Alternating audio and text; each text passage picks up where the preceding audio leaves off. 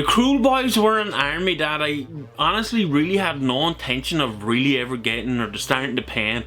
And the only reason I have them is because they were one half of the Dominion box set.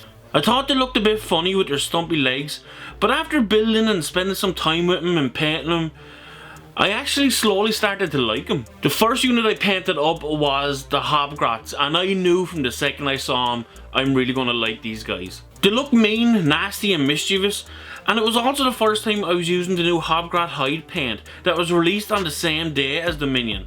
One of my favourite movies of all time is Gremlins, and these guys really do remind me of these a bit.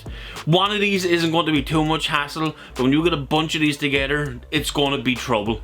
The second unit I painted up was the gut rippers, and honestly I kind of glossed over these guys at first and I didn't really think too much of them.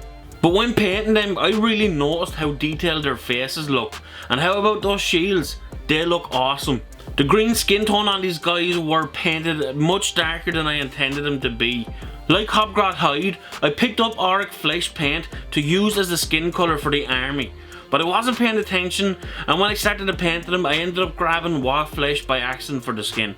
But at least the darker shade of green helps them stick out a little bit more from the rest of the army.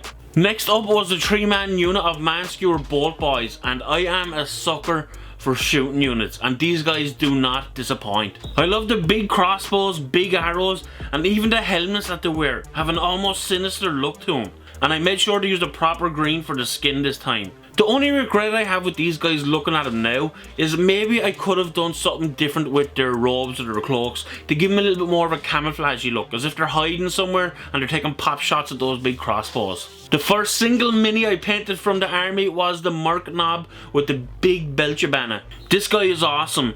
While the Merc Knob himself is pretty impressive, that banner is crazy cool.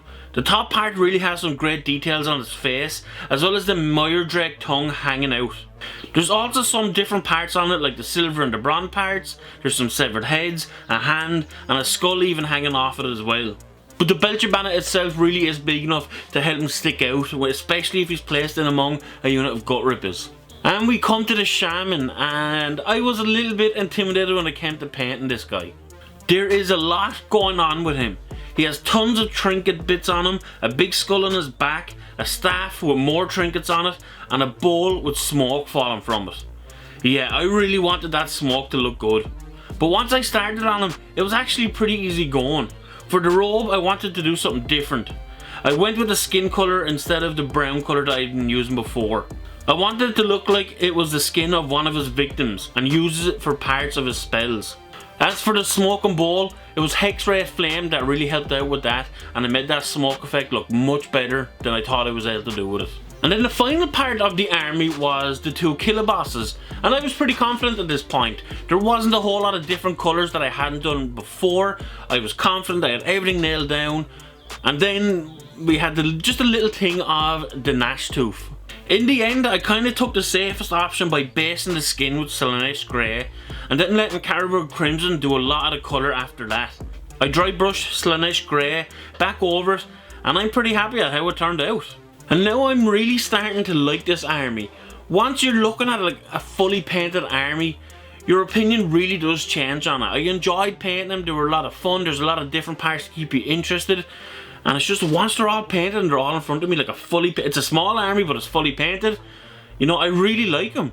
And I think that's going to have to be something that I'm going to have to do in the future from now on. Instead of just painting the odd unit here and there, I'm going to try and paint up, you know, whether it's a small army or a big army, but get it all painted so you're really appreciating what it looks like when it's fully painted. And one of the things I really liked with this army was that you got 2 different options for a killer boss.